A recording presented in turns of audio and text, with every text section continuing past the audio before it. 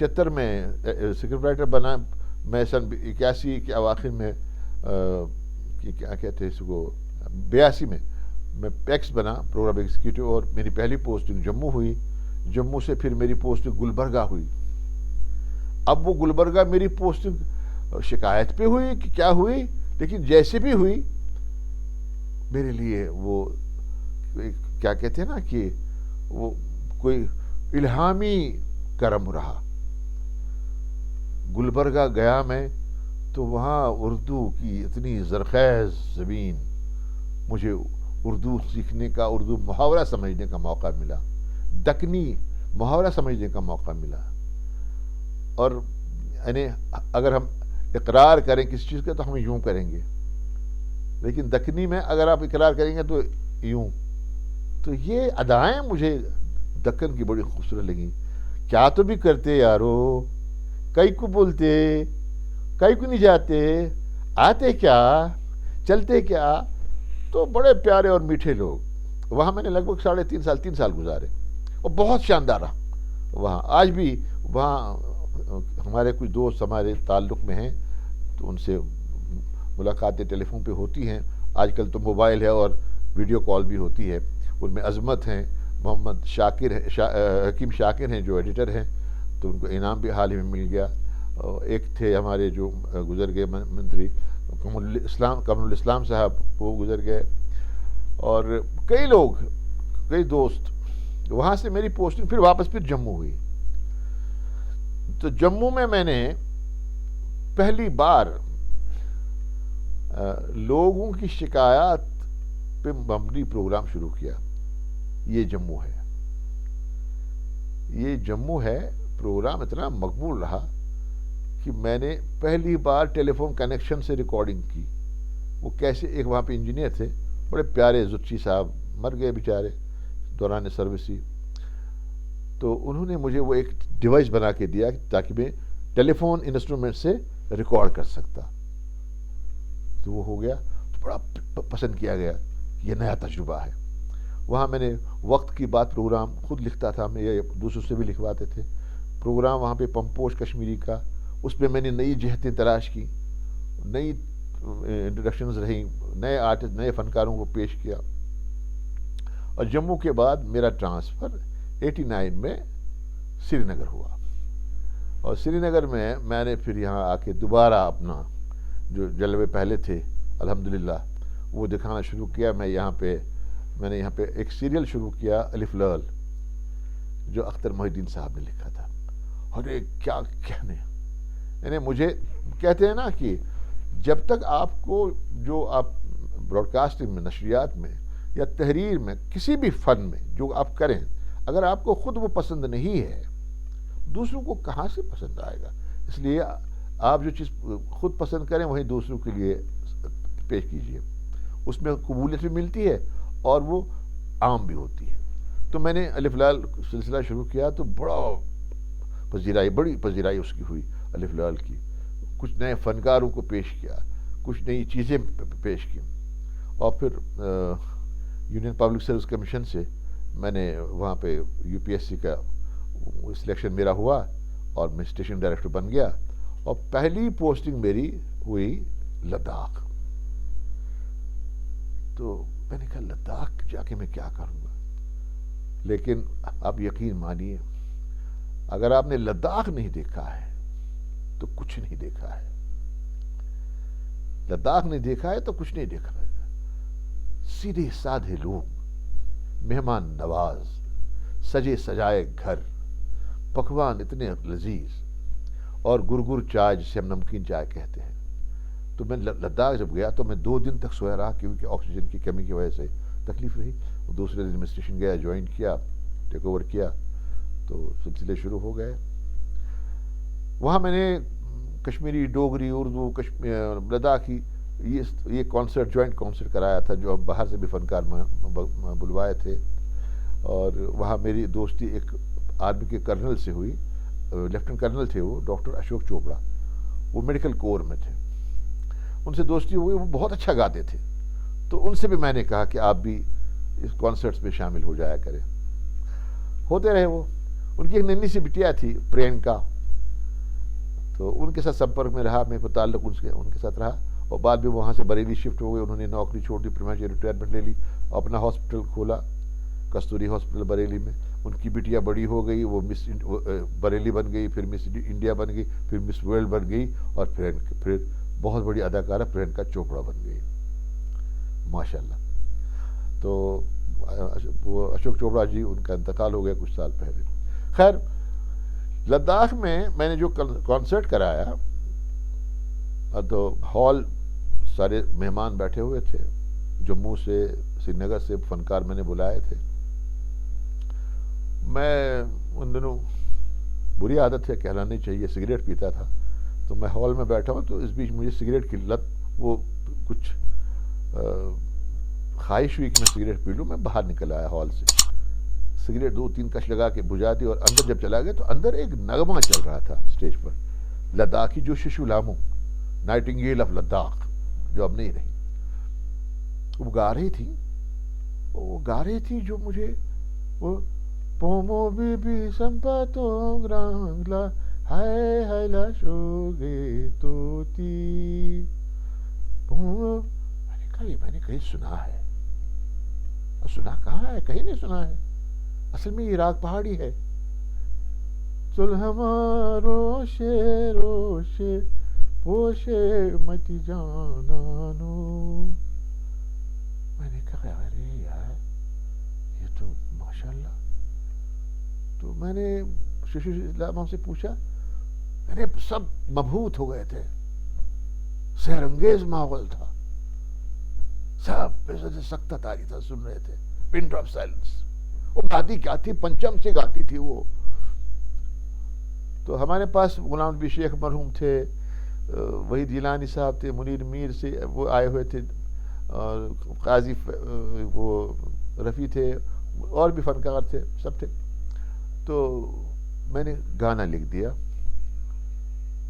حسنونم بالیری جانان زری پوجا، حسنونم بالیری جانان زری بوجا. میں نے کہا غلام نبی کو اللہ مغفرت کرے، میں نے کہا یار یہ گانا آپ لیڈ کریں گے، اور کشمیری کورل گروپ ہے ہی، وہ جو لداخی پورشن ہے وہ ششو لامو لیڈ کرے گی، اور ان کے پاس اپنا کورل گروپ رہے گا. دوسرے دن میں نے سب کو اسٹوڈیو بلوایا، اور ایک مائکرو فون پہ، یہ وہی سمجھیں گے جو پروفیشنل ہیں براڈ کاسٹنگ کے، ایک مائکرو فون میں نے یہ نغمہ ریکارڈ کرایا. بڑا اچھا رہا، بڑا مقبول رہا، کشمیر میں بھی، وادی سے باہر بھی، جموں میں، وادی چناب میں، سرحد کے اس پار، لداخ میں بڑا مقبول رہا. آج بھی چلتا ہے الحمدللہ. اب جب تک چلے تو چلے. تو لداخ میں نے ایک تو وہ جو کہتے ایرین ریس ہے، وہاں بھی میں نے کانسرٹ کروائے، جگہ جگہ جا کے، کرگل میں کانسرٹ کروائے، باقی جگہوں پہ کانسرٹس کروائے، وہاں پہ نئے پروگرام انٹروڈیوس کروائے لے اسٹیشن سے. اور بڑا پیارا سٹاف، بہت کام جاننے والے، بہت کام کرنے والے. مرغ نمگیال یا شفیع ریلے، اور شفیع ریلے کا سنا ہے انتقال ہوگا، مرغ نمگیال کو پدم شری بھی ملا. بہت بڑے فنکار ہیں. اور جو ہماری نائٹنگیل آف لداخ ششو لامو تھی، کیا گاتی تھی. ایسی فنکارہ دوبارہ لداخ میں پیدا ہونا مجھے لگتا ہے 1 صدی لگ جائے گی. خیر، لداخ کے بعد میرا ٹرانسفر ہو گیا شہڈول. تو میں نے کہا شہڈول، اب مجھے پتہ نہیں شہڈول ہے کہاں. تو پتہ چلا شہڈول مدھیہ پردیش میں ہے. وہاں پر ایک کٹنی ایکسپریس گاڑی جاتی ہے. تو میں گیا وہاں پر. اچھا، پتہ چلا کہ اسٹیشن ابھی شروع نہیں ہوا، چالو نہیں ہوا، نہ اسٹیشن کا فکسڈ پوائنٹ چارٹ بنا ہے. اسٹیشن تیار ہے، ٹرائل پہ بھی نہیں چل رہا ہے. تو سب سے پہلے میں نے کام کیا، میں نے ایک اناؤنسرز کا آڈیشن کرا دیا کیجول کے لیے، کچھ کی بھرتی کروا دی، اور پھر ٹرائل ٹرانسمیشنز شروع ہو گئے. بعد میں دلویر سنگھ جی تھے، minister of state for information and broadcasting, وہ آئے اور انہوں نے باضابطہ اس اسٹیشن کو اناگریٹ کیا، اور میں نے اس اسٹیشن کا فکسڈ پوائنٹ چارٹ بھی تیار کیا. وہاں میں رہا تو وہاں سے میرا ٹرانسفر ہو گیا نجیب آباد، یو پی. نجیب آباد میری براڈ کاسٹنگ کیریئر کا ٹرننگ پوائنٹ رہا، کیونکہ نجیب آباد گڑھوال، کماؤں اور جو باقی حصے ہیں اردو اسپیکنگ ایریاز ہیں، بجنور ہے، چاندپور ہے، کرت پور ہے، باقی جگہیں ہیں، وہاں پر اردو کا بول بالا ہے، وہاں پہ گڑھوالی اور کماؤنی ہے. تو نجیب آباد بہت بڑا اسٹیشن 200 کلو واٹ کا تھا ان دنوں، چونکہ پاور سپلائی فیلئر رہتا تھا اس لیے تھوڑا سا کم چلتا تھا. لیکن مجھے بڑا مزہ آیا نجیب آباد میں. بڑے پیارے لوگ، بڑے پیارے فنکار، بڑے پیارے، بہت پیارا اسٹاف. اور اسی دوران ایک بہت بڑا سیاسی المیہ یہ ہوا کہ اتراکھنڈ کی مانگ بہت بڑھ گئی تھی. گڑھوالی اور کماؤں ریجن کے لوگ کہتے تھے اس کو یہاں پہ ہمیں الگ اسٹیٹ چاہیے. تو وہ اسٹیٹ کی مانگ کو لے کے ایک بہت بڑا جلوس مظفر نگر کی طرف جا رہا تھا. وہاں پر کچھ فائرنگ وغیرہ ہو گئی، کچھ لوگ مارے گئے اور پورے گڑھوال کماؤں میں کرفیو لگا دیا گیا. اب جو لوگ پھنس گئے کیونکہ کوٹ دوار سے آگے کوئی جا نہیں سکتا. کوٹ دوار ایک جگہ ہے جو گڑھوال کا پہلا اسٹیشن ہے. اب میں نے کہا لوگ بھاگ گئے، مین روڈ پہ لوگ بھاگ رہے ہیں، کوئی زخمی، کوئی مر گئے، یہ ہو گئے، افواہیں پھیل گئی. میں نے وہاں نجیب آباد میں جو کچھ متمول حضرات ہیں ان سے فون کیا. میں نے کہا یہ لوگ آ رہے ہیں بیچارے، نہ گھر والوں کو پتہ ہے نہ کچھ. تو میں نے کیا کیا، میں نے از خود ایک براڈ کاسٹ اسی وقت شروع کیا. میں نے تمام سٹاف کو بلایا جو پروگرام سٹاف ہے. میں نے کہا ٹیپ ریکارڈرز جتنے ہیں اویلیبل سب لے لو، اور جو لوگ لوٹ رہے ہیں واپس، کچھ دھرم شالاؤں میں ٹھہرے ہوئے ہیں، کچھ مندروں میں ٹھہرے ہیں، کچھ اسکولوں میں ٹھہرے ہیں لوگ گھبرائے ہوئے، کیونکہ گڑھوال پہ تو پورا کرفیو ہے، جا نہیں پائیں گے. تو سب سے ایک کام کرو. وہ پروگرام میں نے شروع کر دیا. میں خیریت سے ہوں، مثال کے طور پر میرا نام بشیر ہے، میں اس طرح سے گڑھوال سے آیا تھا، میں مظفر نگر میں گیا تھا، وہاں پہ تھوڑا سا یہ گولی باری ہوئی اور گولیاں چلی، اور یہ میں ٹھیک ہوں. میرے گھر والے اگر سن رہے ہوں یا میرا کوئی دوست سن رہا ہو وہ میرے گھر والوں کو بتا دے.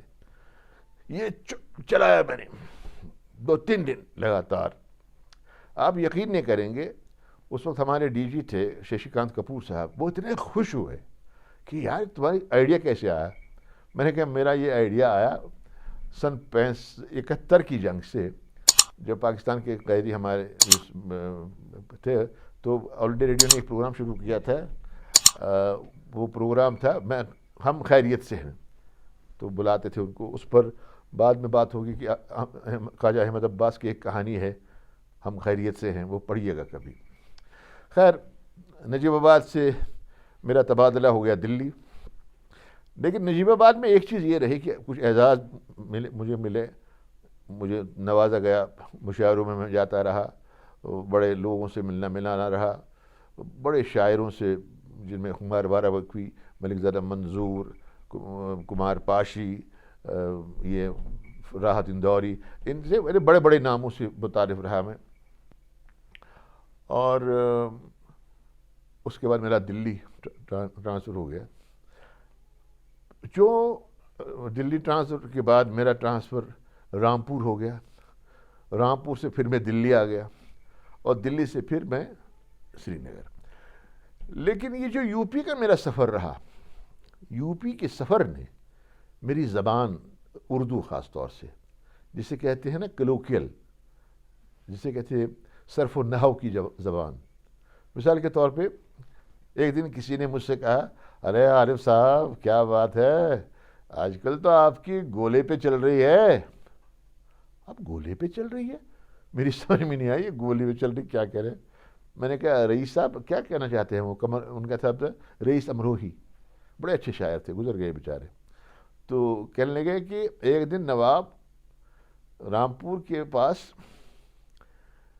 ایک آدمی آیا، مٹکے بھر بھر کے پانی بیل گاڑی میں. تو ڈیوڑی پہ کہا کہ یہ کوئی گاؤں سے آیا، دیہات سے آیا ہے پانی لے کے.